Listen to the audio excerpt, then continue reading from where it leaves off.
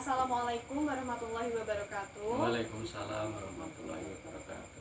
Sebelumnya, perkenalkan, nama saya Anggiti Rawani Feptiansyah dari Prodi D3 Keperawatan, mahasiswa ITKes Cendekia Utama Kudus. Tujuan saya ke sini yaitu akan menyampaikan beberapa hal atau materi mengenai intoksinasi atau keracunan. Kurang lebih waktunya 15-20 menit. Jika nanti ada yang mau ditanyakan, silahkan. Bagaimana kalau kita mulai sekarang? Bisa, Pak? Bisa. Oke. Yang pertama yaitu intoksikasi atau keracunan. Merupakan masuknya zat atau senyawa kimia dalam tubuh manusia yang menimbulkan efek merugikan pada yang menggunakannya. Tujuan tindakan kegawat daruratan yaitu menghilangkan atau menginaktifkan racun sebelum diabsorpsi, untuk memberikan perawatan mendukung, untuk memelihara sistem organ vital, untuk menggunakan antidot spesifik untuk menetralkan racun tersebut. Untuk gambaran klinik keracunan yaitu yang paling menonjol adalah kelainan visus, hiperaktivitas kelenjar ludah, keringat, dan gangguan saluran pencernaan serta gangguan pernafasan pada orang yang biasanya terkena keracunan. Untuk gejala keracunan yang ringan yaitu meliputi anoreksia, nyeri kepala, rasa lemah, rasa takut, tremor pada lidah, kelopak mata, pupil miosis.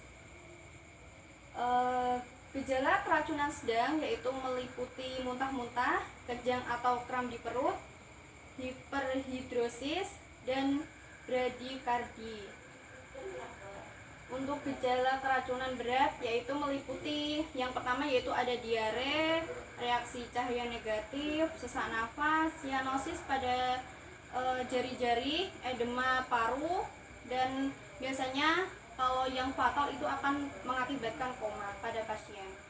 Untuk macam-macam keracunan bisa dilihat di PPT, yaitu yang pertama ada keracunan cara masuk melalui pencernaan atau menelan racun, yang kedua yaitu keracunan korosif, yang ketiga keracunan inhalasi, yang keempat keracunan korban monoksida, yang selanjutnya bisa dibaca sendiri yaitu ada kontaminasi, keracunan makanan, dan keracunan penyalahgunaan zat.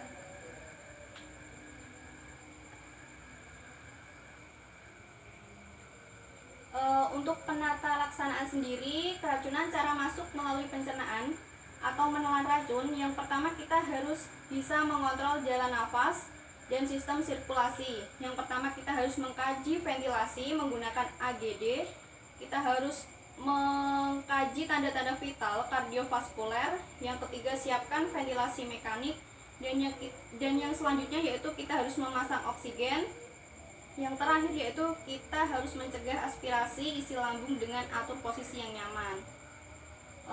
Yang selanjutnya yaitu stabilkan kardiovaskuler dengan pantau EKG, kateter sementara, periksa darah, tes konsentrasi, obat atau racun, pantau neurologi, dan lakukan pemeriksaan fisik yang cepat.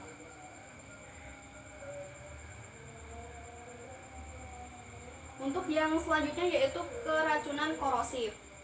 Keracunan korosif ini yaitu keracunan zat yang meliputi zat alkalin dan agen asam yang dapat menyebabkan kerusakan jaringan setelah kontak dengan membran mukosa. Contoh produk dari alkalin yaitu pembersih kering, pembersih toilet, deterjen fosfat, pembersih oven, baterai, maupun tablet Klinites. Untuk contoh produk asam, yang pertama itu ada pembersih toilet, pembersih kolam renang, pembersih logam, penghilang karat, dan yang terakhir ada asam baterai. Saat ada pasien yang keracunan, kita harus mengkaji. Yang pertama yang harus dikaji yaitu catat tipe dan kuantitas dari agen yang tertelan. Yang selanjutnya yaitu kaji nyeri dan sensasi terbakar dalam mulut, tenggorokan. Yang ketiga yaitu untuk penata laksanaan, biasanya orang awam itu memberikan air susu untuk pengenceran. yang dilakukan menetralisirkan tubuh pada tubuh yang mengalami keracunan. Yang kedua yaitu lakukan endoskopi, biasanya dilakukan oleh petugas kesehatan. Yang ketiga konsul dengan psikiatrik. Yang selanjutnya yaitu penata laksanaan keracunan inhalasi. Bawa pasien untuk menghirup udara segar dengan buka pintu dan jendela. Yang kedua, longgarkan semua pakaian. Yang ketiga, RJP untuk yang pasien keracunan tadi. Yang terakhir yaitu memposisikan pasien agar tetap tenang. Yang selanjutnya yaitu ada keracunan karbon monoksida. Keracunan ini biasa terjadi karena kecelakaan industri atau usaha bunuh diri. HB mengabsorpsi karbon monoksida lebih dari 200 kali daripada oksigen. Untuk manifestasi klinis dari keracunan tersebut yaitu biasanya akan terjadi gejala sakit kepala, kelemahan otot, palpitasi, pusing, koma dengan cepat, warna kulit berubah dari merah muda menjadi sianosis atau pucat. Untuk penata laksanaan sendiri, kita akan memberikan oksigen 100%, ambil darah kadar O2, terus diberikan kurang dari 5%. Yang selanjutnya yaitu observasi secara konstan, psikosis, paralisis, dan lain-lain. Untuk yang selanjutnya yaitu keracunan kontaminasi kulit atau luka bakar kimiawi. Cedera karena pemajanan pada bahan kimia. Untuk penata laksanaan, kita harus yang pertama basahi kulit dengan air mengalir. Yang kedua, teruskan untuk mengalirkan air ke kulit. Ketika melepaskan pakaian di kulit, petugas kesehatan harus dilindungi dengan tepat. Untuk yang selanjutnya yaitu berikan bilas lebih lama dengan air hangat. Yang terakhir, berikan tindakan luka bakar standar.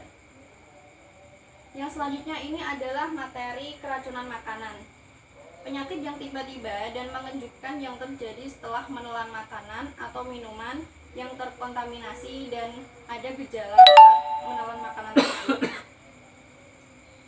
Untuk penata laksanaan keracunan makanan, kita bisa lihat yang pertama harus observasi TTV atau tanda-tanda vital, yang kedua observasi sistem pernafasan, yang ketiga bisa mengakibatkan kematian atau susah bernafas dan akan mengakibatkan botulisme ataupun dapat disebabkan dari keracunan ikan tersebut. Untuk yang kelima yaitu pertahankan keseimbangan cairan dan elektrolit. Kita dapat memantau shock hipovolemik. Yang kedua, evaluasi TTV, demam, oliguria, anuria, hipotensi, dan delirium. Yang keenam ada kontrol hipoglikemi. Yang ketujuh, kontrol mual. Keracunan penyalahgunaan zat. Kesalahgunaan zat tertentu untuk mengubah alam perasaan atau perilaku. Contohnya yaitu alkohol dan penggunaan obat. Penggunaan obat tujuan di luar tuntunan medis, gejalanya bervariasi. Penggunaan obat IV beresiko tinggi terhadap HIV, AIDS, hepatitis, dan tetanus. Pada pasien tersebut kita harus mengkaji pernafasan, jalan nafas, ventilasi, dan oksigen. Yang pertama, beri bantuan ventilasi dengan selang, terus mengkaji AGD, beri oksigen. Yang kedua, stabilkan sistem kardiovaskuler. Yang ketiga, beri obat khusus sesuai ketentuan jika obat diketahui naloxone hidroklorida atau natsan sering digunakan. Dextrose 50% dalam air juga digunakan untuk hipoglikemia. Yang keempat, singkirkan obat dari lambung. Yang kelima, perawatan pendukung. Yang keenam, lakukan pemeriksaan fisik. Yang ketujuh, riwayat penggunaan obat. Yang kedelapan, masukkan ke ruang intensif bila tidak sadar. Yang kesembilan yaitu rehabilitasi. Penyalahgunaan alkohol atau etanol, obat psikotropik yang mempengaruhi alam perasaan atau mood, penilaian tingkah laku, konsentrasi, dan kesadaran. Kita harus mengkaji toksin multisistem, langsung dan depreson sistem saraf pusat yang menyebabkan biasanya kita akan mengantuk, bicaranya tidak jelas, perubahan alam perasaan tiba-tiba, agresif, menyerang, waham, dan koma, sekaligus kematian. Untuk penata laksanaan sendiri, yaitu yang pertama, lakukan pendekatan untuk tidak mengakhiri, sampel tes alkohol darah, kurangi kebisingan, neurologis, dan rehabilitasi. Sekian materi dari saya. Jika ada yang ditanyakan, silahkan Bapak atau Ibu. Ada Mbak, gini, bagaimana mekanisme insektisida dapat menyebabkan keracunan? Oh baik, bagaimana mekanisme dapat menyebabkan keracunan pada diri kita? Keracunan insektisida itu terjadi karena racun serangga yang tertelan atau terkena air sehingga tidak sengaja kita hirup. Dalam waktu lama itu kan akan terserap oleh kulit dan kita akan mengalami keracunan.